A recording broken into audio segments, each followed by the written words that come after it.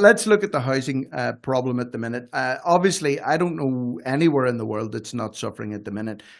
People struggling to get on the ladder for the first time buyers. We have more and more people that are staying at home with their parents, not able to move out, maybe even get married and move into a first time home. Rental then is the only other possible option, but rentals are going through the roof as well in the UK at the minute. Council taxes are going up every year as well by around about 5%. Wages aren't going up in conjunction with that. Where do you see this all heading, Roger? Just looking at the UK and Ireland at the minute, this can't continue the way it is, and there's not enough houses being built to take care of this problem. So where does this all end? I think the UK and Ireland are two different cases, just as the United States is different.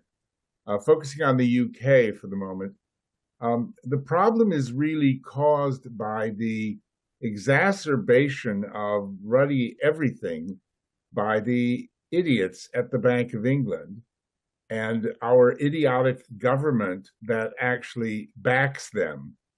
I started saying about a year and a half ago, when they made the first interest rate rise, that they were doing it much too late. They should have started much earlier, and they must do it gradually. Instead, they raised interest rates 14 times in a very short period, within a year. And they claimed they were doing this because they were combating inflation. Except the kind of inflation that we have had and have mainly in the UK, unlike the States, is called cost push inflation. It's non-consumer driven. It's not people spending money. In fact, people are bloody choosing between heating and eating, still tens of millions of people. You can't stop people spending money on food and energy by raising the cost of money. There's apparently 500,000 businesses ready to go to the wall and fail. Mortgage arrears have risen by 50%. And of course, this kind of inflation always falls by itself. As long ago as wheat growing in ancient biblical Egypt after a famine. It falls by itself, as it's doing now. And it's actually prolonged by raising interest rates, and the inflation is actually inflated. And I warned about all this, as did many other people and economists and such. But Andrew Bailey, the Baileyosauros, and his thick-skinned colleagues at the Bank of England don't listen to anybody. And Rishi Sunak and Jeremy Hunt, who has never worked 24 hours even in his entire life in any financial business. Can you imagine showing up at a bank, Rick, with a CV that shows no experience with money or finance and being told, here, go run this country? I mean, it's unbelievable. So these two, as I predicted a year and a half ago they would, are claiming that we've beaten inflation. They've done absolutely ruddy nothing. It's fallen by itself, and all they've done is make it worse. And they still haven't reduced interest rates. So coming to the point that you make, that's what's really causing the exacerbation today. That's why rents in London have gone up 40%. I mean, one of my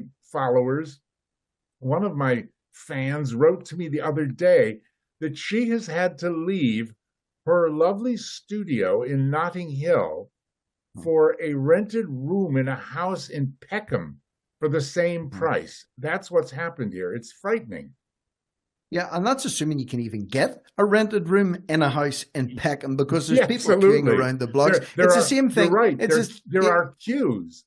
Yeah, it's the same thing in Ireland at the minute. I mean, you wouldn't believe Northern Ireland isn't a big place, as you can imagine. The population's only 2 or 3 million people. But if you were to look at a property search today, and you were to look up, for example, you wanted a house at, a detached house at, 1,500 quid a month, which is very cheap for Northern Ireland. There's 35 properties. 35 on the market at the minute for the whole country. So you can imagine what the competition is like for people. And that goes right across the board for all different types of houses, for all different types of budgets. There's a real squeeze on at the minute, Roger. In London, they're showing up at estate agents pardon me, if you can believe.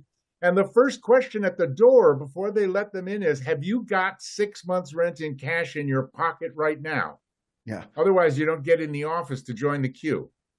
It's insane, and that's why I kind of posed the question to you: where is all this going with regards to the housing market? We've got to take a brief pause, just 30 seconds for a headline break. When we come back at the other side, let's look at what options are on the table for people that are in that position. I don't have 6 months cash. I can't join the queue because I'm doing other things that day. How do these people expect to ever get on the housing ladder or ever get a roof over their heads? What plans are in action, if any at all? I know one family that gave up their car and gave up their health insurance, their private health insurance, just to afford the rent to have a decent place to live. And a lot of people are doing this. You ask where it's going to end, Rick. Well, I mean, it's probably not going to change. Sunak, Hunt, and Bailey are so stubborn in the way they are mishandling things. And even after the Economic Affairs Committee of the House of Lords issued a report a couple months ago in the most silken British language you can imagine, but I mean, it was a real kick in the ass, frankly, saying, you have done a terrible job, Bank of England, on forecasting and modeling and predicting. You've done a terrible job on managing inflation. You suffer from groupthink. You don't allow anybody with any different ideas to tell you differently. And even after that, they've done nothing, because Gordon Brown gave the Bank of England independence in 1997. They're untouchable. They can do what they want. And they keep hiring people, these academics and these economists who do, I mean, just, and they are all exactly alike. And they just think that keeping interest rates where they are today is the right thing to do. And it is stupid and wrong, wrong, wrong. But people are going to suffer till they all get kicked out. And that probably won't happen until there's a general election. And I posted, look at my Twitter account, I posted a little piece to camera, a video, which begins, "You are doomed. We are all doomed." I have had 89,000 views in just a little over one day. And the comments, we've had, I don't know, 500-600 comments. I mean, people are so furious. I just don't see how however bad Labor could be. I mean, these people hate the Tories so much for what they're doing to them. It's not going to end till they're gone.